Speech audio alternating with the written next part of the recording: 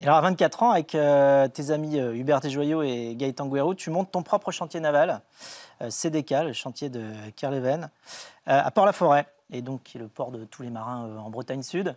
Vous rêviez de quoi à l'époque? Bah, on était tous dans la construction de bateaux, passionnés aussi de technologie, de composites, de matériaux nouveaux. Donc, on avait fait toutes nos armes avec Gilles Ollier chez Multiplast. Et donc, puis à un moment, on s'est un peu senti des ailes, on va dire. On était quand même une petite troupe. Et puis, avec Gaëtan et Hubert, on a décidé de créer un chantier. Et CDK, qui veut dire d'ailleurs chantier de Kerlevin, qui était le chantier du père de Hubert. Et donc voilà, avec une mobilette comme caution à la banque, et on a quand même fabriqué. Mobilette comme caution à la banque. Bah oui, parce qu'on n'avait rien. Donc, il fallait y aller. On a quand même construit le bateau pour Olivier de Kersauzon, le Poulain, qui était un trimaran de 23 mètres. On a construit beaucoup de gros bateaux. Donc, c'était une période, voilà, et comme on le dit toujours, c'est vrai qu'il faut oser pour arriver. Et quand, a posteriori, tu te dis, ouh.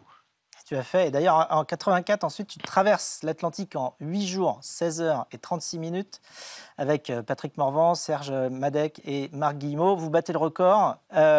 C'était comment l'ambiance à bord? Oui. Ah bah c'était un record déjà. Donc on arrive à New York, donc à toute la période où on attend en fait le créneau météo. Donc à l'époque, on allait tous les jours à Rockefeller Center, qui était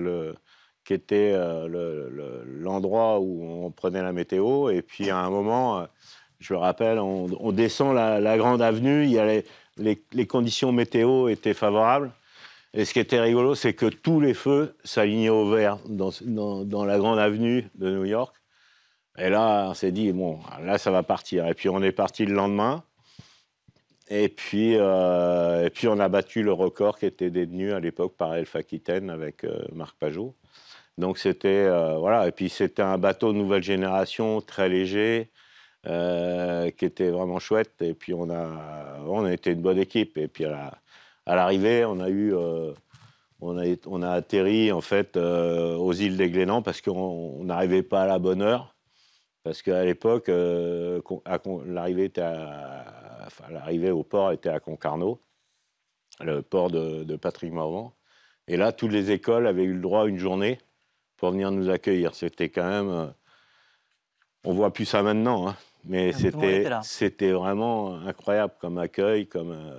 C'était vraiment un bon souvenir, une belle expérience. Et voilà. Tu as fait 16 fois la solitaire du Figaro, tu es monté 7 fois sur le podium et 3 fois en tant que numéro 1. Tu es unanimement respecté pour toutes tes prouesses sportives. Est-ce que c'est pour ça qu'on t'appelle le roi Jean? C'est quoi l'histoire derrière le roi Jean? C'est vrai que l'histoire du roi Jean, on me la demande toujours. Je ne sais pas si c'est venu du Figaro, si c'est venu des Formules 40. C'est pas parce que tu es le roi des mers, quand il y a eu Jean Santerre, toi tu es le roi Jean des mers, non, c'est pas ça. Ouais, je sais pas, c'est des gens, puis c'est arrivé comme ça, et puis après, c'est un titre qu'on te donne, et là tu peux rien faire parce que les gens ils sont donc depuis, voilà, je suis le roi Jean, et puis voilà.